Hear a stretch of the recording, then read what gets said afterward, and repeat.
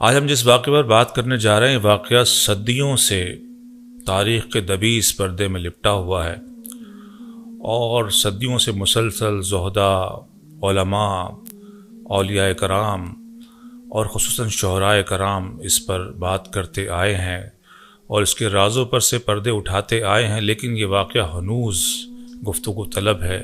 اس کی پیچیدگیاں، اس کی پراسراریت آج بھی ویسے ہی موجود ہے جیسے ہزاروں سال پہلے تھی۔ انتہائی پراسرار واقعہ اور انتہائی اہم، راہ سلوک کے متلاشیوں کے لیے واقعہ انتہائی اہم ہے، اور آج اب اس واقعے پر ہم گفتگو کرنے جا رہے ہیں قبلہ محمد تسلیم رضا صاحب سے۔ ہمیشہ کی طرح السلام علیکم ورحمۃ اللہ وبرکاتہ۔ وعلیکم السلام ورحمۃ اللہ وبرکاتہ۔ حسین بن منصور حلاج رحمۃ اللہ علیہ، انتہائی پراسرار واقعہ ہے۔ آج تک حضرت یہ واقعہ جو ہے وہ سمجھ نہیں آتا۔ سب نے سمجھانے کی کوشش کی ہے لیکن مجھے خود جو ہے وہ اب تک یہ واقعہ سمجھ نہیں آیا۔ سر یہ واقعہ ہے کیا؟ یہ واقعہ سمجھانے سے سمجھ آ بھی نہیں سکتا جی۔ یہ تو ایک عاشق صادق کی عشق کی داستان ہے، واہ۔ اور یہ وہی سمجھ پائے گا جو اس راہ کا مسافر ہوگا۔ مشاہدے کی دنیا ہے، تو اس راہ پر چلے بغیر صرف کتابوں سے، صرف گفتگو سے یہ واقعہ سمجھ نہیں آئے، کیونکہ یہ حال کا واقعہ ہے، قال کا نہیں۔ کیا حال اور کیا قال؟ دیکھیے، قوانین شریعت جتنے ہیں نا، جی جی، وہ قال پر ہیں، ظاہر پر ہیں۔ آپ کیا دیکھتے ہیں، جی کیا سوچتے ہیں، جی، اس پہ تو شرع نے کوئی پابندی نہیں لگائی، ٹھیک ہے، بالکل۔ لیکن آپ کیا بولتے ہیں، کیا لکھتے ہیں، اس پہ پابندی ہے۔ یہ حال والوں کا واقعہ ہے، ایک کیفیات ہے، مشاہدہ ہے۔ یہی وجہ ہے کہ اس راہ کے مسافر کے لیے ضروری ہوتا ہے کہ وہ جتنا یہاں آگے بڑھتا جائے اتنا وہ خاموش ہوتا چلا جائے، اتنا وہ خاموش ہوتا چلا جائے۔ جنہ نہیں ڈٹھا او کرن گلاں تے جنہ ویکھ لیا او بول دے نہیں۔ واہ۔ جو ذرا سی پی کے بہک گیا اسے میں کدے سے نکال دو۔ یہاں کم نظر کا گزر نہیں، یہاں اہل ظرف کا کام۔ واہ۔ سر حسین بن منصور حلاج کا عشق کیا تھا؟ ایک سچا عشق کہ حضرت حسین بن منصور الحلاج رحمۃ اللہ تعالی علیہ، آپ ان کی اگر سیرہ کو دیکھیں گے تو وہ سفر میں زیادہ رہے۔ اچھا۔ کبھی کہیں، کبھی کہیں، کبھی اس شہر، کبھی اس شہر، جہاں ان کے عشق کی خوشبو پھیل جاتی وہ اور آگے بڑھ جاتے۔ اچھا۔ وہ جو اقبال نے بات کی کہ کھویا نہ جا صنم کدائے کائنات میں، واہ واہ۔ محفل گداز گرمیے محفل نہ کر قبول، کیا کہنے ہیں؟ تو راہ نورد شوق ہے منزل نہ کر قبول۔ واہ واہ۔ لیلا بھی ہم نشیں ہو تو محمل نہ کر قبول۔ تو یہ اس منزل کے متلاشی تھے، کہیں ایک جگہ رکے نہیں، کسی ایک جگہ پیاس بجھی نہیں، کیونکہ اندر اتنی عشق کی آگ تھی کہ وہ آگ لے کر انہیں چلتی رہی، کبھی عرش پر، کبھی فرش پر، کبھی ان کے در، کبھی در بدر۔ واہ واہ۔ غم عاشقی تیرا شکریہ، میں کہاں کہاں سے بھائی گزر واہ واہ واہ واہ واہ، کیا بات ہے۔ غم عاشقی تیرا شکریہ، میں کہاں کہاں سے گزر گیا۔ کیا کہتے ہیں؟ تو حضرت حسین بن منصور الحلاج کی زندگی کو دیکھیں جی، تو وہ حق کے متلاشی تھے۔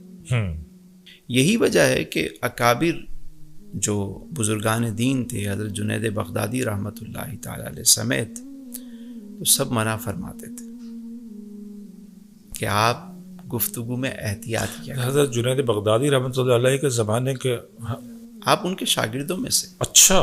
اور یہی وجہ ہے کہ حضرت جنید بغدادی رحمۃ اللہ تعالی علیہ جیسے باعمل ولی کامل نے جب دیکھا کہ عشق کی آگ بہت زیادہ ہے، دیکھیں یہ خوشبو ہوتی ہے، یہ پھیلنا شروع کر،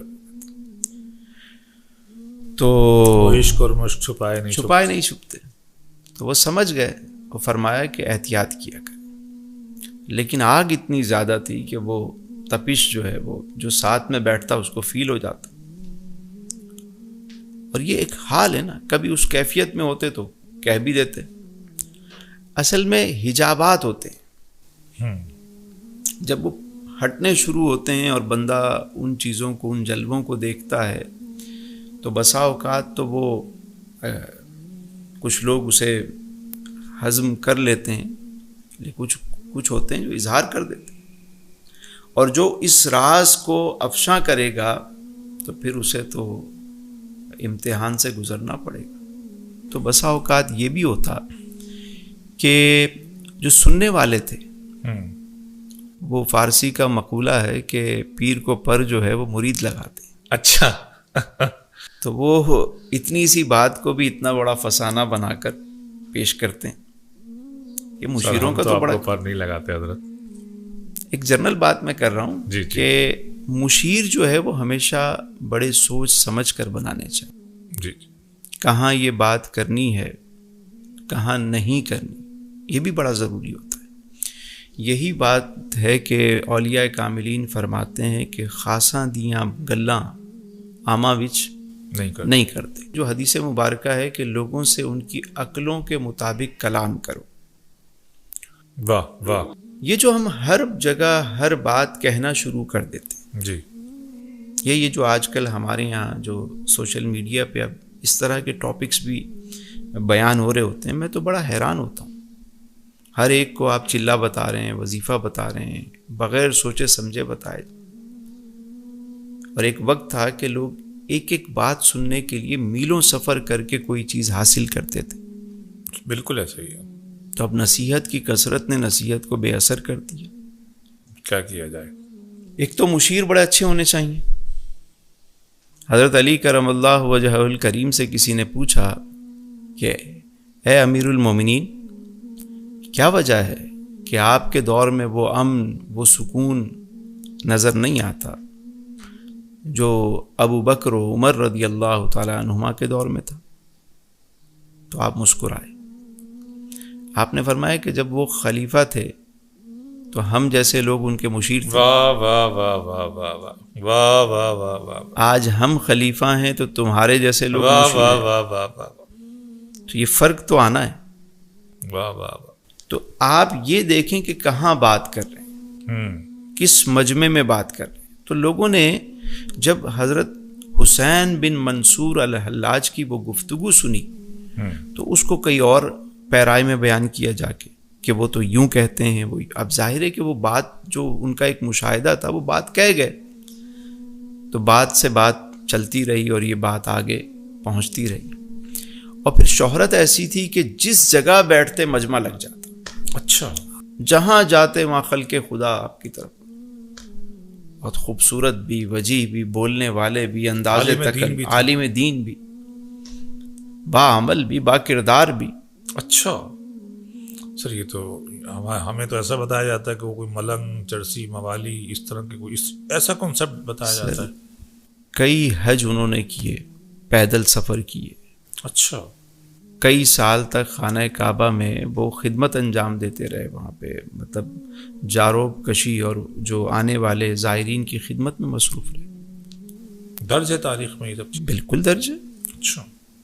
کئی کتابوں کے مصنف ہیں. اچھا. توحید پر انہوں نے بڑی خوبصورت کتاب لکھی, کئی اور کتابیں انہوں نے لکھی. تو ایک ایسی علمی شخصیت ہمارے یہاں تو ظاہر ہے کہ وہ آج کل ریسرچ کا دور ہے نہیں, جنہیں لائی گلی اودے نال چلی. تو آپ کی بڑی خوبصورت جو ہے وہ داستان ہے, بلکہ عشق کی ایک عجب داستان ہے. سر وہ کیا ہے؟ وہ داستان یہ ہے کہ آپ پر جب وہ کیفیت طاری ہوتی. میں جاننا چاہتا ہوں کہ آپ کے نزدیک ان کا جرم کیا تھا؟ میرے نزدیک میں تو انہیں کوئی جرم نہیں کہوں گا, بس ایک اظہار انہوں نے کر دیا. ایک ان سے جو جن چیزوں کا صدور ہوا, اور میں سمجھتا ہوں یہ بھی قدرت کا اپنا ایک نظام ہے کہ سم ٹائم یہ بھی ہوتا ہے کہ کوئی ایسا واقعہ اس لیے ہوتا ہے کہ اس کے بہت سارے پہلو ہوتے ہیں اور اس میں ایک میسیج ہوتا ہے. اس راہ میں چلنے والوں کے لیے بہت سارے پیغامات ہوتے ہیں جی کہ دیکھو جب تم چلو گے اور اس طرح خلق تمہارے پیچھے آئے گی تو پھر یہ سمجھ لو کہ اگر کرامات کا اس طرح ظہور ہو رہا ہے تو حاسدین بھی پیدا ہو جائیں گے. اور یہی ہوا کہ عباسی خلیفہ مقتدر باللہ کا جو وزیر تھا حامد بن عباس، اس نے جب دیکھا کہ مخلوق خدا ان کی طرف ہی مائل ہو رہی ہے اور ان کی رسائی تو اب خلیفہ تک بھی ہو گئی ہے اور سلطنت کے بہت سارے لوگ اب ان کے معتقد ہو گئے ہیں، تو میرا تو اقتدار خطرے میں. ہمارے یہاں اگر آج ہم بھی دیکھیں تو ہم کسی پر بہت آسان ہوتا ہے کہ الزام لگا دینا کہ یہ تو فتنہ ہے. یہ تو مشغلہ ہے ہم لوگوں کا. ایک آسان ہے نا کسی پر کوئی الزام لگا دینا تاکہ وہ راستے سے ہٹے. یہ بہت بڑا فتنہ ہے، ختم کر دو، جیل میں ڈال دو. تو آپ کے بارے میں جب اس قسم کی باتیں ہوئیں تو ایک الزام لگا کر آپ کو جیل میں ڈال دیا گیا اور 9 سال تک آپ نے اسیری کاٹی. کافی بڑا عرصہ ہے 9 سال. اور علی بھائی ایک بات بتاؤں، یہ بات بڑی اہم ہے، شاید اس سے پہلے اس موضوع پر اس طرح بات نہ ہوئی ہو. یہ جو خلوت ہوتی ہے نا جی اس راہ میں، یہ بڑی ضروری ہوتی ہے. اگر ہم آقا کریم علیہ السلام کی سیرہ مبارکہ کو دیکھیں تو حضور علیہ السلام نے اعلان نبوت سے پہلے غار ہرا میں وقت گزارا. حضور غار ہرا تشریف لے جاتے بالکل، اور وہاں آپ پورا ماہ جو ہے وہ قیام فرماتے، پورا مہینہ، کبھی زیادہ وقت گزارتے. تو خلوت میں جس میں اناج بڑا مختصر ہوتا، کھانے پینے کی چیزیں بہت مختصر ہوتی، تنہائی ہوتی، وہ جو یکتا ذات ہے وہ چاہتی ہے کہ تم بھی ذرا الگ ہو کر اکیلے آؤ میرے پاس. جب میرے اور تمہارے درمیان واہ واہ واہ واہ. اب آپ ایک بات سمجھیں کہ ایک تو یہ طریق ہے جو آقا کریم علیہ السلام کا طریقہ ہے کہ اعلان نبوت بعد میں، جلوت سے پہلے ایک خلوت، جو بزرگان دین کا ایک طریق ہمیں نظر آتا ہے کہ حضرت بابا فرید رحمۃ اللہ تعالی علیہ کو حضرت قطب الدین بختیار کاکی اپنے پاس رکھ رہے ہیں اور اپنے پاس چلہ کشی کروا رہے ہیں، مجاہدات کروا رہے ہیں، ریاضات کروا رہے ہیں، تزکیہ نفس کروا رہے ہیں، اور اس کے بعد ان کی ڈیوٹی لگائی جاتی تھی. اسی طرح ہم بزرگان دین کے ہاں دیکھتے ہیں تو ایک طریق نظر آتا ہے کہ پہلے خلوت جی پھر جلوت. اچھا، یہ خلوت بڑی ضروری ہے. کیوں سر؟ اس لیے کہ اپنے من کی دنیا سے آپ آشنا ہو جائیں. واہ. اپنے من میں ڈوب کر پا جا سراغ زندگی، تو اگر میرا نہیں بنتا نہ بن، اپنا تو بن. اور من عرف نفسہ فقد عرف رب. سبحان اللہ. کہ جب آپ اپنے آپ کو پہچانتے ہیں تو رب کو پہچاننا آسان ہو جاتا ہے آپ کے لیے. جو بات میں عرض کر رہا تھا وہ بڑی اہم ہے. وہ یہ ہے کہ پہلے خلوت اور پھر جلوت. مگر بسا اوقات ایسا بھی ہوتا ہے کہ ایک شخص ایسا ہے کہ جس کی زندگی جلوت میں گزری. واہ. اسے کبھی موقع نہیں ملا خلوت کا. واہ واہ واہ واہ واہ. تو اب اسے کوئی ایسا سبب بنے گا کہ وہ تنہائی میں چلا جائے گا، اسے پہنچا دیا جائے گا. وہ خلوت کے پروسیس سے اسے گزارا جائے گا، اور جب وہ وہاں سے نکل کے آئے گا تو وہ پھر وہ نہیں ہوگا، کچھ اور ہوگا. بھائی واہ. ایک الگ انسان ہوگا. واہ. تو یہ ایک ایسا نقطہ ہے کہ جو میں سمجھتا ہوں کہ بڑا خوبصورت نقطہ ہے. جو اس راہ کے متلاشی ہیں ان کے لیے خلوت جو ہے وہ بڑی ضروری ہے. واہ. اب اسیری گزار رہے ہیں حضرت حسین بن منصور الحلاج. جرم ثابت بھی نہیں ہو پا رہا، یہاں تک کہ آخر میں ان پر یہ الزام لگا دیا گیا کہ یہ خدائی کا دعویٰ کرتے ہیں. یہ کہتے ہیں کہ انا الحق، میں ہی حق ہوں. اچھا. جبکہ وہ بہت بڑے خدا پرست، خدا کو ماننے والے، ایک خدائے وحدہ لا شریک کی عبادت کرنے والے. اچھا، تو انہوں نے یہ انا الحق کا نعرہ نہیں لگایا تھا؟ دیکھیں، کسی کیفیت میں انسان نے کوئی بات کہہ دی ہو تو وہ جب ایک حال کی کیفیت ہوتی ہے کسی پہ، یا اس کی مثال یوں سمجھیں، یہ جو لائٹ لگی ہوئی ہے جی، کولڈ لائٹ ہے نا، ٹھنڈی لائٹ ہے، لیکن بسا اوقات ایسی لائٹ بھی آتی ہے کہ اگر وہ اچانک کسی کے سامنے کر دیں تو اسے اس کے علاوہ کچھ نظر نہیں آتا، چندیا جائے گا، آنکھیں چندیا جائیں گی، اور وہ اس کو اور کچھ نظر نہیں آ رہا ہوگا، بس وہ کہے گا یہی روشنی روشنی. ایسا ہی. یہ جو موبائل ہے آپ کا، اس کی روشنی اگر آپ لائٹ نہ ہو جلائیں تو یہ پورا کمرہ روشن کر دے. اس کی اپنی افادیت ہے، اہمیت ہے. لیکن اگر اس کو لے جائیں آپ نصف النہار کے وقت سورج کے سامنے رکھیں تو اب یہ روشنی نظر آئے گی؟ سورج ہی سورج ہوگا، محسوس بھی نہیں ہوگی، فیل بھی نہیں ہوگی، کسی اور کو بھی نہیں نظر آئے گی. تو اس کا مطلب یہ تو نہیں کہ یہ نہیں ہے، لیکن وہ دیکھنے والا یہ کہے گا کہ بھائی مجھے تو کوئی اور روشنی نظر ہی نہیں آ رہی، بس ایک ہی روشنی ہے. تو یہ جب کیفیت ہوتی ہے کہ حجابات ہٹتے ہیں، جب انسان اس راہ پہ چلتا ہے تو ایک پردہ ہٹتا ہے، ایک تجلی دیکھتا ہے، وہ کبھی ایسا محو ہوتا ہے کہ وہ اپنی نفی کر دیتا ہے. وہ کہتا ہے کچھ ہے ہی نہیں، بس تو ہی تو. پہلے وہ کہتا ہے میں نہیں تو، میں نہیں تو، میں نہیں تو، اللہ ہوں، میں نہیں تو، اللہ ہوں. واہ. پھر وہ ایک ایسا وقت بھی آتا ہے کہ وہ میں بھی ختم ہو جاتی ہے. وہ کہتا ہے تو ہی تو اللہ، واہ اللہ، تو ہی تو، واہ. کچھ اور ہے ہی نہیں. تمام لائٹس مدھم صرف ایک ہی نظر آ رہی ہے. تو سر وہ حسین بن منصور حلاج رحمۃ اللہ علیہ کے واقعے کی طرف ہم. حضرت حسین بن منصور حلاج پر جب سازشیں بڑھتی چلی گئیں جی، اور انہیں یہ پتا تھا کہ عوامی مقبولیت اتنی زیادہ ہے کہ اگر انہیں چھوڑا گیا جی، ہمارا اقتدار خطرے میں ہوگا، لہذا کوئی بہانہ بنا کر کسی طریقے سے کوئی فتویٰ حاصل کیا جائے اور انہیں جو ہے وہ دار پہ چڑھا دیا جائے. اور یہی ہوا کہ انہوں نے جو علماء تھے، کچھ کتابیں دکھائی گئیں انہیں اور کہا گیا یہ اپنی کتابوں میں یہ عبارت لکھتے ہیں، اس طرح کے جملے لکھتے ہیں جو کفریہ کلمات ہیں. تو در حقیقت ہوا یہ کہ جو کتاب دکھائی گئی اس میں بھی الگ سے صفحات رکھے گئے، اور وہ عبارت جب پوچھا گیا کہ کیا یہ کتاب آپ کی ہے، انہوں نے کہا جی میری کتاب ہے.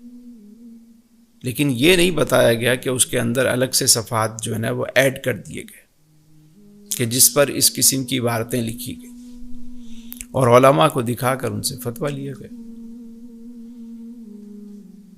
اور پھر دار پہ چڑھا دیا گیا.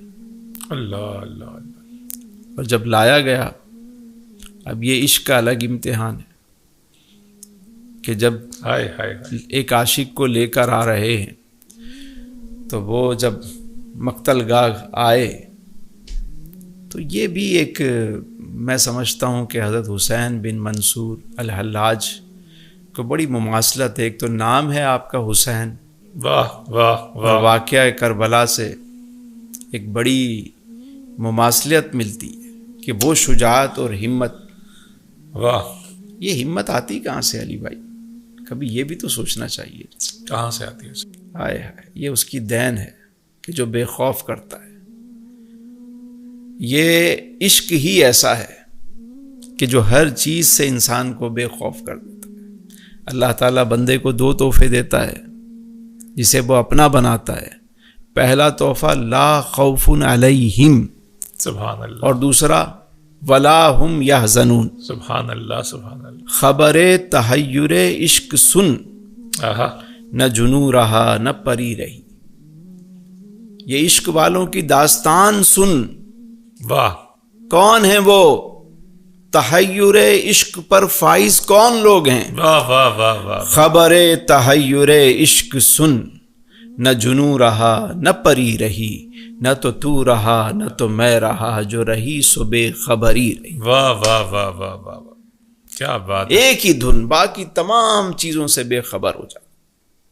کیا کہنے ہیں، نظر تغافل یار کا گلہ کس زباں سے کروں بیاں، کہ شراب صد قدح آرزو خم دل میں تھی سو بھری رہی۔ واہ واہ واہ واہ، چلی سمت غیب سے ایک ہوا، کہ چمن ظہور کا جل گیا، مگر ایک شاخ نہال غم جسے دل کہیں سو ہری۔ واہ واہ واہ واہ واہ، وہ عجب گھڑی تھی کہ جس گھڑی ملا درس نسخہ عشق کا، واہ واہ واہ، کہ کتاب عقل کی طاق پر جو دھری تھی سو وہ دھری رہی۔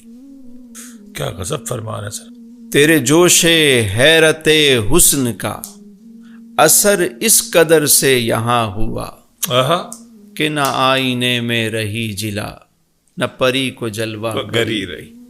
سبحان اللہ، اور کیا خاک آتش عشق نے دل بے نوائے سراج کو، واہ نہ واہ خطر رہا نہ حذر رہا، جو رہی سو بے خطری رہی۔ واہ واہ واہ واہ واہ، سبحان اللہ، سبحان لا خوف علیہم ولا ہم یحزنون، نہ خطر رہا نہ حذر رہا، جو رہی سو بے خطری رہی۔ تو سر مقتل میں لائے گئے حضرت حسین بن منصور الحلاج رحمۃ اللہ علیہ، جب مقتل میں لایا گیا تو پہلا یہ ہوا کہ پہلے سنگ باری کی جائے، اگر اس سے بچ جائیں تو پھر انہیں دار پہ چڑھا دیا جائے۔ جب لوگوں نے پتھر مارنا شروع کیے تو آپ نے مسکرانا شروع کیا آہا، اور احد احد کے نعرے لگائے، احد احد، احد احد کے نعرے لگائے۔ ان الحق کے نہیں، ان الحق تو ان پہ کہا گیا کہ انہوں نے وہ ان الحق کہتے ہیں، لیکن وہ تو احد احد کے نعرے لگا رہے تھے۔ واہ، اور جب سنگ باری ہو رہی ہے تو اتنے میں حضرت ابو بکر شیخ شبلی رحمۃ اللہ علیہ وہاں سے وہ بھی کھڑے تھے، پوچھا عشق کیا ہے؟ اچھا، عشق کیا ہے؟ ایک عاشق سے پوچھا گیا عشق کیا ہے؟ تو آپ نے فرمایا یہ جو تم دیکھ رہے ہو یہ عشق کا ایک ادنا درجہ ہے۔ واہ واہ واہ، یہ جو تم دیکھ رہے ہو یہ عشق کا ادنا درجہ ہے، یہ ادنا درجہ، مقتل میں پتھر کھا رہے ہیں، اور مسکرا رہے۔ جب انہوں نے دیکھا کہ اس سے بھی ان پر کوئی اثر نہیں پڑا تو پھر کہا کہ ایک ہاتھ کاٹ دو، دار پہ چڑھا کے ہاتھ کاٹ دیا جائے۔ پہلے دایاں ہاتھ کاٹا گیا، آپ پھر بھی مسکراتے رہے، پھر بایاں ہاتھ کاٹنے کا کہا، اللہ اللہ، پھر بھی مسکرا رہے، اللہ اللہ اللہ، پھر دایاں پاؤں کاٹنے کا کہا گیا، پھر بھی مسکرا رہے، اللہ اللہ، بایاں پاؤں کاٹنے کا کہا گیا، پھر بھی مسکرا رہے۔ اللہ اللہ، وہ جس سر کو جھکانا چاہتے تھے، جن آنکھوں میں وہ خوف دیکھنا چاہتے تھے، جس چہرے پہ وہ خوف دیکھنا چاہتے تھے، واہ واہ واہ واہ، وہاں تو مسکراہٹ تھی۔ تو جب بس نہ چلا تو کہا کہ گردن اتار دو، اب یہ سر ہی اتار دو، اب یہ سر اتار دو۔ تو جب سر اتارا گیا، اس عاشق صادق کا جب سر اتارا گیا تو تمام کہنے والے کہتے ہیں کہ جتنے اعضاء کاٹے گئے تمام اعضائے بدن جو ہے وہ ان الحق ان الحق ان اللہ الحق کیا۔ اللہ اللہ اللہ، چاروں طرف ایک گونج پیدا ہو گئی، ان الحق ان الحق ان الحق۔ شور مچ گیا کہ یہ آواز کہاں سے آ رہی ہے، تو دیکھا گیا کہ ان اعضاء سے وہ آواز بلند ہو رہی۔ پھر سر، یہی واقعہ شاید حضرت عثمان مروندی رحمت اللہ تعالی نے اپنے کلام میں بیان کیا۔ نمی دانم کہ آخر چون دم دیدار می رقصم، واہ، نمی دانم کہ آخر چون دم دیدار می رقصم، مگر نازم بئیں ذوقے کے پیشے یار میر اقسم. واہ واہ واہ واہ. تو آں قاتل کہ از بہرے تماشا خون من ریزی. تو آں قاتل کہ از بہرے تماشا خون من ریزی. منا بسمل کے زیر خنجر خونخوار میر اقسم. واہ واہ واہ واہ واہ واہ واہ. منا بسمل کے زیر خنجر خونخوار میر اقسم. واہ واہ واہ. منم عثمان مروندی کہ شیخ یار منصورم. ملامت می کنند خلقے و من بردار میر اقسم. واہ واہ واہ واہ. شراب عشق احمد کی عجب پر کیف مستی ہے. شراب عشق احمد کی عجب پر کیف. عجب پر کیف مستی ہے کہ جان دے کر اگر ایک بوند مل جائے تو سستی ہے. واہ واہ واہ واہ واہ واہ واہ واہ. سبحان اللہ سبحان اللہ. تو کہنے والے کہتے ہیں کہ جب یہ آواز پھر بھی نہ دبا سکے تو کہا کہ ان سب کو جلا دو، تمام اعضاء کو جلا دو. جلانے کا حکم دیا گیا اور جلا کر اس راکھ کو جمع کر کے جب دریائے دجلہ میں ڈالا گیا جی تو یہ کہا جاتا کہ دریا کی موجیں جوش میں آ گئی، پانی بلند ہونا شروع ہو گیا اور پھر پانی باہر آنا شروع ہو گیا. شہر بغداد کے ڈوبنے کا خطرہ پیدا ہو گیا. اس واقعے کے بارے میں، اس کی صحت کے بارے میں ہو سکتا ہے کوئی مانے نہ مانے، لیکن جو روایتوں میں ہے میں تو وہ بات عرض کر رہا ہوں، کتابوں میں موجود ہے، کوئی چاہے تو اس کو پڑھ سکتا ہے. پانی جب آنا شروع ہوا تو اب یہ خطرہ پیدا ہوا کہ یہ تو پورا شہر ہی ڈوب جائے گا، کیا کریں، کچھ سمجھ نہیں آ رہا. پانی شہر میں داخل ہونا شروع ہو گیا، موجیں بپھر گئیں. تو پھر ایک شخص کو دیکھا گیا جو بہت زیادہ غمگین بیٹھا ہوا ہے اور کہہ رہا ہے کہ یہی ہونا تھا، یہی ہونا تھا، یہی ہونا تھا. جب اسے پکڑا گیا کہ کیا ہونا تھا، کہا میرے شیخ نے کہا تھا کہ یہ ہوگا. کوئی حل بھی تو بتایا ہوگا شیخ نے. کہا اگر ایسا ہو تو میرا یہ جبہ لے کر دریا میں ڈال دینا. اللہ اللہ اللہ. دریا پرسکون ہو جائے گا. واہ واہ واہ. محبت والوں کا یہ بھی انداز ہے کہ خود تو دار پر چڑھ کر جان دے دی لیکن خلق کو کوئی تکلیف نہیں ہونے دی. جو ستم کھا کر بھی دعائیں دی. یہ اس فیض کا نتیجہ ہے کہ جو طائف کے بازار میں حضور کی سیرت سے جو ملتا ہے. پہاڑوں کا فرشتہ حاضر ہوتا ہے، کہتا ہے یا رسول اللہ حکم دیں، ختم کر دیں. اللہ اللہ اللہ. حضور نے دعائیں دی انہیں. اور آج ایک عاشق صادق کہہ رہا ہے کہ میرے بعد اگر یہ صورتحال پیدا ہو تو میرا جبہ ڈال دینا، شہر کو تباہ نہ ہونے دینا، خلق کو تکلیف نہ پہنچے. اللہ والوں کی یہ شان ہے. جس خلق نے سولی پہ چڑھایا، پتھر سے مارا، ٹکڑے ٹکڑے کر دیے، اس کو نقصان نہ پہنچے. لیکن چند لوگوں کی خاطر ساری مخلوق کو تکلیف ہو جائے گی. سزا دینے والے تو چند تھے نا. لیکن شہر بھی تو تماشائی تو تھا نا سر. مگر وہ تماشا لگانے والے تو چند لوگ تھے نا. ایسے ہی. اور وہ تماشا لگانے والے جب خود تماشا بن گئے کہ آواز آ رہی ہے چاروں طرف سے، ایک ہی صدا آ رہی ہے، اور جب دریا کی موجوں کو بپھرتے دیکھا تو کانپنے لگ گئے. یہ بزدل اور ڈرپوک لوگ، انہیں اندازہ نہیں ہوتا کہ انجام کیا ہوگا. اور آج دیکھیں حضرت حسین بن منصور الحلاج کا جھنڈا اور ان کا نعرہ کتنا بلند ہے، اور ان کو دار پہ چڑھانے والے آج ان کی قبروں سے بھی کوئی واقف نہیں ہے. ایسے ہی ہے. حضرت حسین بن منصور الحلاج کا جو سر اقدس بچ گیا تھا، بعد میں وہاں مزار بنا اور آج خلق وہاں بغداد میں ان کے مزار پہ حاضر ہوتی ہے. لیکن وہ جنہوں نے دار پہ چڑھایا ان کا آج کہیں نام و نشان باقی نہیں. ایک سزا ہو گئی حضرت حسین بن منصور حلاج کی. یہاں پر بھی آگے بات کی جاتی ہے. وہ کہتے ہیں جناب جو انہوں نے سزا دی ہے انہوں نے بالکل، اگر وہ سزا دینے والے سزا نہ دیتے تو وہ قابل گرفت ہوتے، چونکہ حسین بن منصور حلاج نے جملہ کفریہ، جملہ معترضہ، قابل گرفت جملے کہے تھے، قانون کو سزا دینی تھی، قانون نے صحیح سزا دی۔ اگر بالفرض یہ بات مان بھی لی جائے جی کہ سزا صحیح دی گئی، تو کیا اسلام ایسی کسی سزا کا حکم دیتا ہے کہ آپ کسی کے اعضاء کاٹیں؟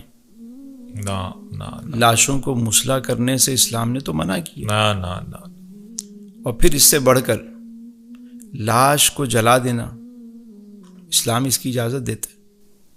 قطعاً نہیں، قطعاً نہیں۔ تو اس کا مطلب ہے کہ اس واقعے کے اندر حسد، بغض، عداوت، دشمنی، کینہ پروری، بہت کچھ اس واقعے کے اندر پوشیدہ ہے۔